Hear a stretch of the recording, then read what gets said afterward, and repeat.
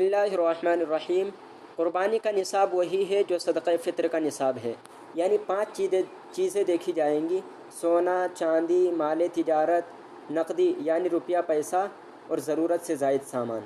اگر ان 5 سامان کی اور ان 5 چیزوں کی قیمت 7.5 تولہ سونے کی قیمت کے بقدر پہنچ جاتی ہے تو اس پر قربانی واجب ہے۔ لیکن اگر سونے کے حساب سے 7.5 تولہ سونا کی قیمت کے بقدر نہیں پہنچتے تو پھر چاندی سے دیکھا جائے گا۔ اگر ان 5 چیزوں کی قیمت 52.5 تولہ چاندی کی قیمت کے بقدر پہنچ جائے تو اس پر قربانی واجب ہے۔ حوالے کے لیے آپ دیکھ سکتے ہیں مسائل عیدین و قربانی، صفحہ نمبر 117۔